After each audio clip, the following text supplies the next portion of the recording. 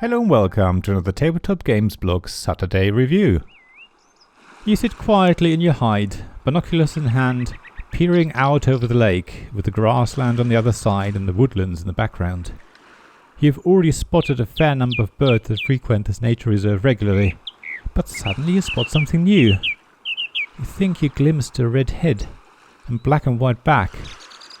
Slowly scanning the woodlands, you see it again, hanging onto the trunk of a dead tree.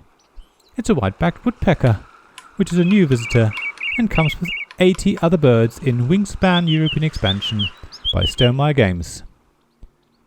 As many of you will know, Wingspan was my wife's and my favourite game of 2019. Just read my review of the game and check out my top 5 games list for last year, links in the description below, and you'll see why it rates so highly for me. So it's no surprise that the European expansion of Wingspan found its way into our home. Living in the UK, it was always the European birds we were looking forward to the most. We had hoped that the first expansion for Wingspan would cover Europe, but Jamie Stonemaier didn't reveal which continent had been chosen for the expansion until the very last moment, and as soon as he shared the news, I placed a pre-order on the website.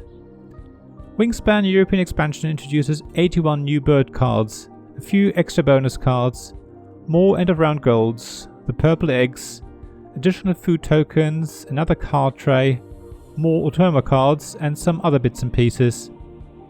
So far there's nothing particularly surprising. The new egg colour does look lovely but doesn't add anything to the gameplay, as all eggs are made equal, just some more equal than others. The additional food tokens are also nice to have but not essential.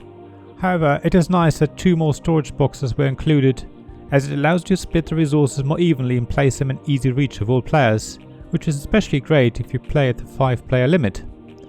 The expansion also comes with another card tray with lid. Its colour complements the new purple eggs, and you do need more room to store all your cards. With the extra 81 bird cards, there's no longer room for the bonus cards as well. However, if you want to store everything in the original box, you won't be able to fit in the second card tray as well. I ended up putting all bird cards in the original tray, then put the bonus cards in a baggie, keeping the new tray in the expansion box, which in turn I put away for storage. Everything else fits easily into the original box with a bit of imagination, so you don't need to have both boxes to hand, which is great, especially for me, who only has so much cupboard space. Of course, the expansion doesn't just offer more of the same. There's now a new bird card color, teal. Birds with that colour activate at the end of a round, which is neat and something you can easily forget in your first couple of games. To help remind you, there is a little piece of cardboard that has the end of round steps listed in the order you need to take them. I strongly recommend you have that next to the end of round scoreboard, so you don't forget to use the new end of round powers. There is more though. There are also new bird powers for the colours we already know. Some birds are able to steal food from other players. Some can cache food based on the number of birds of a certain type of another player. So whereas previously players could gain food from another player's brown bird power, you now do have to pay more attention to what other players are doing to avoid losing resources, which makes the game a little bit more competitive than before. Some birds also have a special food cost, allowing you to discard bird cards from your hand instead of paying food tokens. In fact, I felt there seems to be a lot more emphasis on having bird cards in your hand in the expansion. I would say there are now more birds that allow you to tuck more cards than before, on top of being able to use cards instead of food for some birds. There's even a new end-of-round goal that is based on the number of bird cards in your hand. Speaking of end-of-round goals, many of them seem to have been designed for the green side of the end-of-round scoreboard. If you play with the blue side, you will easily reach the maximum of 5 points for the goal. That is for the food cost of played bird cards, for example, even in the very first round.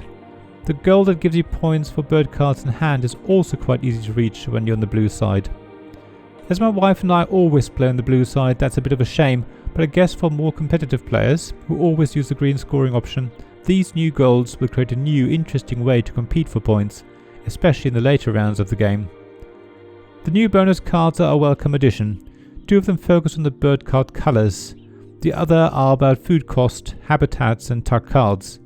I wouldn't say they create radically new ways of scoring, but create interesting ways to gain end of game points. Speaking of bonus cards, the addition of the 81 new birds hasn't affected the percentage shown on the old bonus cards to any major degree.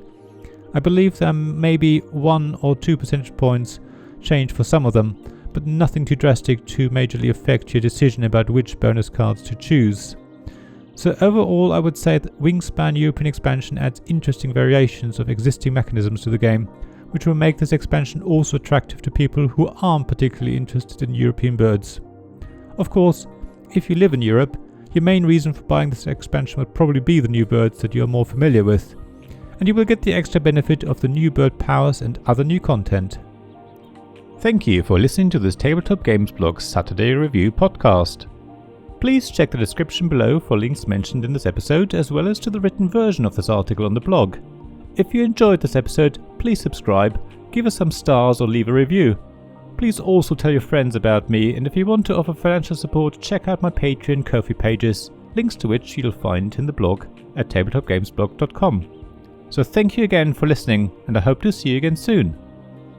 This podcast is made possible by the generous help from my Patreon supporters: Royal Patron Sean Newman, the UK half of Gamelot, Castle Guard David Miller of Subquark Publishing, Dice Masters James Naylor, publisher of Magnate First City, and Paul Grogan of Gaming Rules, and Shining Light Robin Kay of RuneSky Games, Sarah Reed of Resourceful Games, Tim Vernig, and Richard Simpson of We're Not Wizards.